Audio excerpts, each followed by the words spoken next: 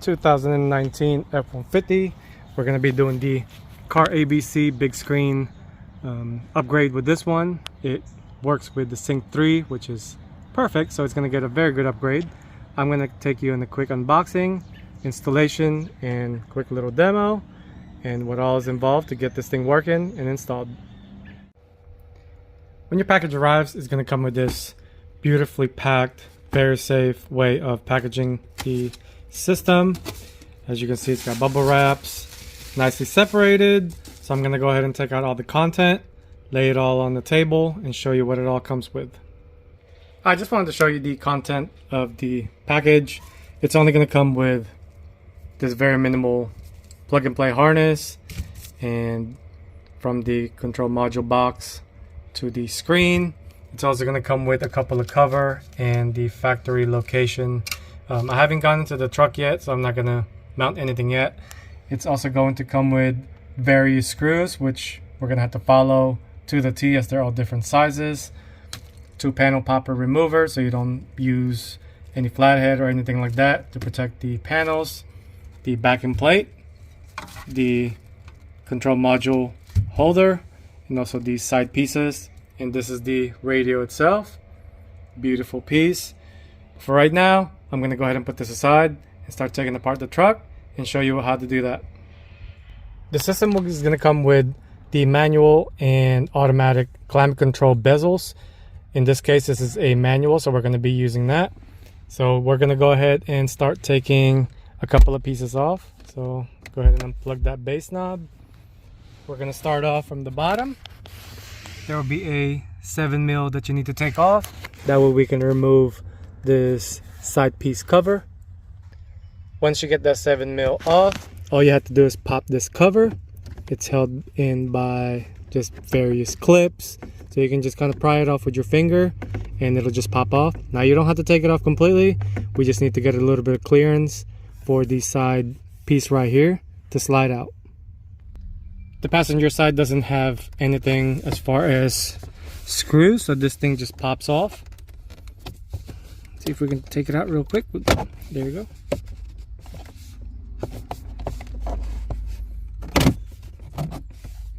Just like that, move it aside. Like I said, that way we just need a clearance to slide this out. There's going to be a cover on top here, so just pop that off and it'll reveal 2 7mm. Once you get these 7mm out, the top would be easily releasable.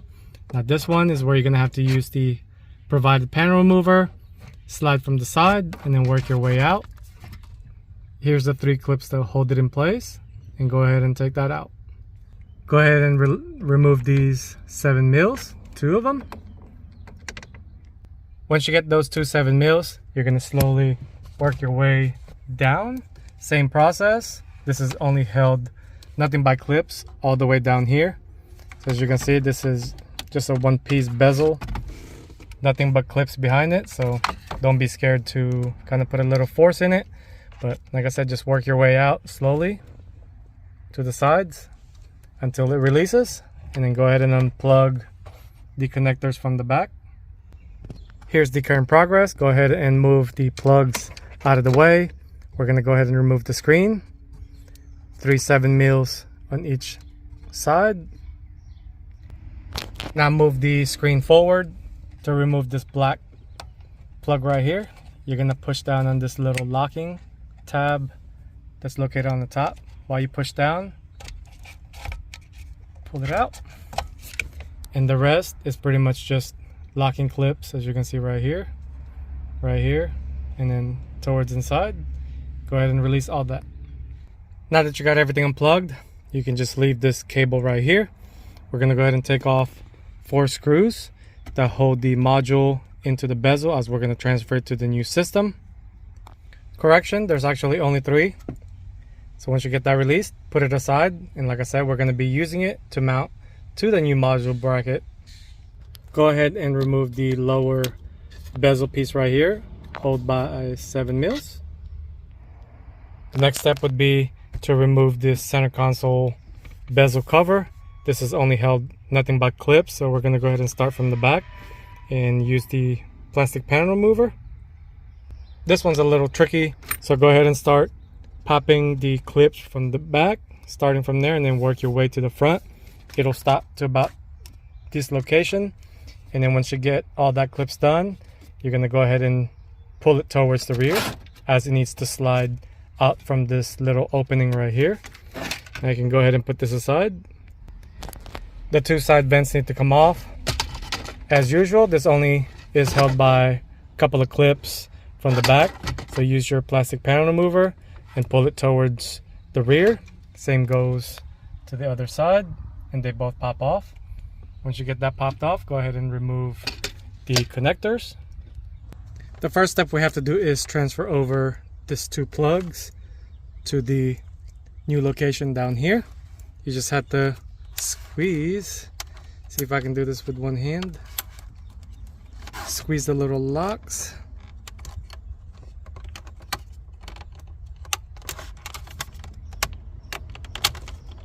Just like that. Now go ahead and do it for the other one.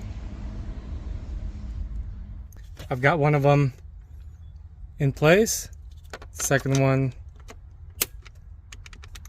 and double check that, make sure that they don't make contact with the trim.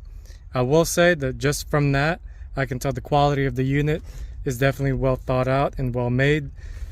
They lock in just like the factory without any problems, so definitely shout out for that. Good start for the installation. So we're going to go ahead and do the rest of the instruction per the guide right here that comes with it.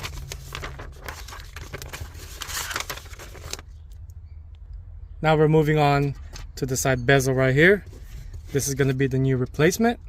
Since this factory one does not have anything in this location, it did come with the cover, and it also came with another piece. Obviously, if you have something in there, this is what you're going to use, but in this case we're going to be using the cover. It does come with the screws, so we're going to go ahead and tighten everything up. To tighten that, we're going to use the 2.6 millimeter by 8 millimeter, and there's 4 in there. You're only going to need 3. Here's how it should look. Now the next one you need to take off is the 2-wheel and 4-wheel drive button. This is only held by 3 push clips right here. 1, 2, and 3, and it'll just slide out.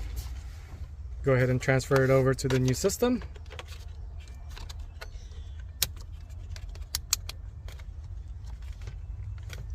Just like that. Now for the 12-volt socket, this one's going to be a little tricky. This has a lot of push clips for it to even release. So what I like to use is one of these picks. So I'm going to slowly work my way around it until it fully releases.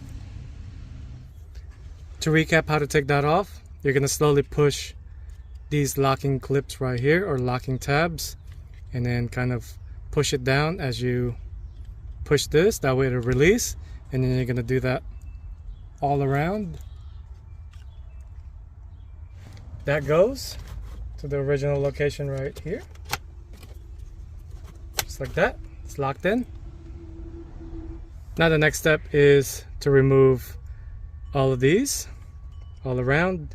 It's held in by T10 Torx bit. It also states in the instructions which one you need to take off, and then which screws that we're going to use, since it does come with new screws. Here's these screws that need to come off.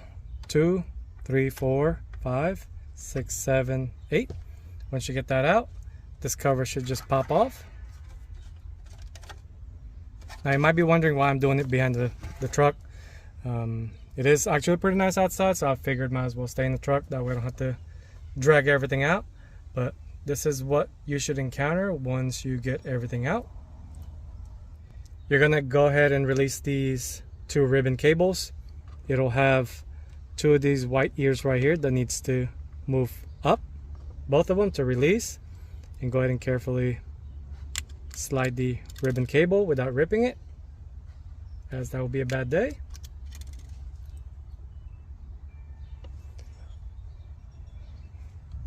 Now for the instructions, this also needs to come off, these screws, so we're going to go ahead and do that.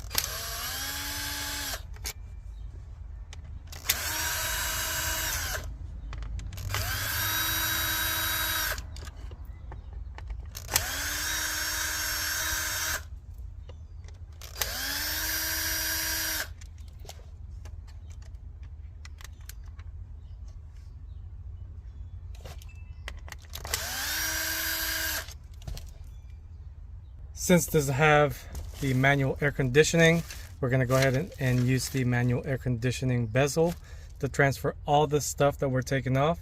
But we're also going to just start from this bottom area right here, and then we'll work our way up. We'll take this off later on. So go ahead and take the board out, put it aside, get this thing out, and start prepping everything.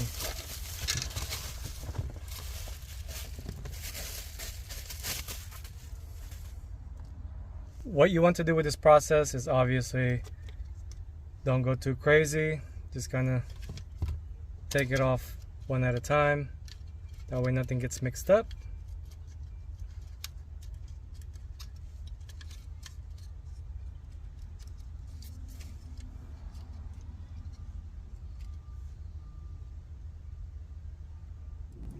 This is how everything should look once you get it transferred over to the new bezel. Finally got the climate control swapped over. This one was definitely a little bit trickier since this is not the automatic climate control version. So you're gonna put 4 screws, which it called for the 3mm to 10mm. So I got that secured, only need 4. Now we're moving on to the top circuit board. It's only held by 4 screws, 1, 2, 3, and 4. Go ahead and transfer the knobs over, just these 2, the volume and tune. Just want to get close up with this one. The silver 2, 3, and 4 are 3x16 as stated in the instruction. The black ones 2, 3, and 4. These are 3x10s. The kit also comes with 2 rings, so that goes in between the bezel and the knob itself. Now we move on to step 3. We've got that swapped over, 3mm 10s as it calls from the pictures, and then it'll be 3x16 on the outer side. To mount the bottom climate control, I was only able to use 2 screws on both sides, 2.6x10mm per instruction. Step 4. The center one, it calls for a 3rd one, but I can't get it to fit there, so I'll just leave that be. Don't forget to plug in your cables back and lock both of the ears in place so it doesn't pop off. Slight correction, I accidentally grabbed the 2.6x8mm, which is the black ones that I used in here. Now it makes sense that I can't get the center one because it has the big head right here. This is actually what I should be using, smaller head. So I'm going to go ahead and take that out. I went ahead and added some electrical tape to the ribbon connector, since there's going to be a metal frame that's going to be going here, just to prevent it from making contact. Otherwise you can use any type of foam insulation, but in this case electrical tape does work best. Now we mount the bottom cover. It's going to require 3mm by 10s to hold it in place. Here is the cover mounted and screwed. Now we're going to go ahead and move on to the other bracket, which is where we're going to mount the stock control module. For this bracket, we're going to use the 4mm by 8mm screws. The nice thing about the company is they do give you extra screws just in case you lose one, messed up one, or anything like that. So there's going to be 4 here, and it only requires 3. Here it is mounted. Now we should be able to start getting into the front and start mounting this one first and plug the T-harness in. This one's a super simple process. We went ahead and used the T-harness, so we can go ahead and plug it in to the control module. The stock USB and the blue wire or blue plug right here is from the stock harness. The only thing you do have to add on is the blue one right here, which I believe, I can't remember what this one is for, but it'll go to the screen. Also, I went ahead and ran the power plug right here to this opening. That way all of them are coming out into just a small pocket. And it does come with a USB as well, so I ran it to the bottom for now, temporarily right here. We're gonna go ahead and screw in the control module to the corner right here. Don't forget to plug in the main control module plug right here. This is how it should look so far. You should only have this cable right here, the USB, and the AC climate control knobs. I went ahead and let it boot up just to kind of test everything out. Now in the instructions it did say that if once you first start it up and it only shows the 8-inch screen down here in the corner, is that you have to unplug plug number 1, which is the T-harness, and then plug it back in, turn the car on. You have to do that until then. I did let it sit for a little bit after the second try, and it actually shows the normal screen, so good thing that's working. Also, the number 2 plug right here, it shows that once everything is working properly, that needs to be disconnected. Turn the vehicle off and then turn everything back on and test everything back out again. I've got everything tested out, got everything mounted up, make sure everything is secured. I did leave the top one as I was having issues with the backup camera not working. So what I did was I just turned the vehicle off and unhooked the connector for about 5 or so 10 minutes, plugged it back in, and the backup camera started working. So all it needed was a little reset and everything worked. The Android CarPlay is working perfectly, plays music, although I can't play any music or else it'll get demonetized, so I'm just gonna leave it the way it is. But look at this beautiful big screen. It is definitely a big upgrade compared to the stock little 8-inch, so everything buttoned up perfectly.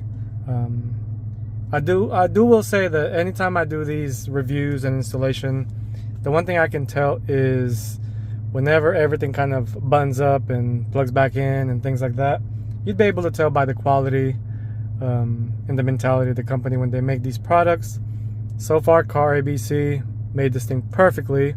Everything lined up perfectly, seamlessly to where everything meets up. Even the connectors and everything like that definitely feels as if it was OEM, so definitely shout out to them for that.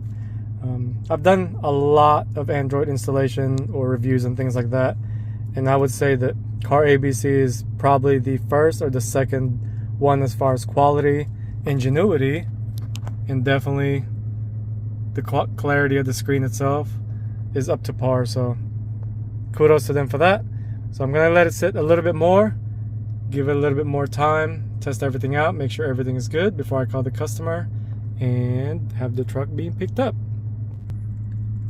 Make sure you keep all the stock parts in one box, and once you plug everything back in, it'll automatically connect just like the factory one would.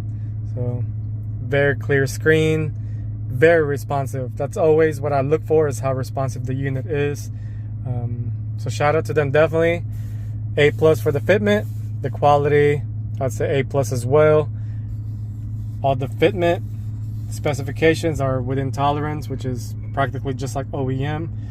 This is about as best as you can get for your F150, so definitely Car ABC, definitely give them a shout out for that. If you always want one, I'm gonna go ahead and attach it to my description and then go check them out, and hopefully you get one as well. Other than that, that's all everything, and peace out.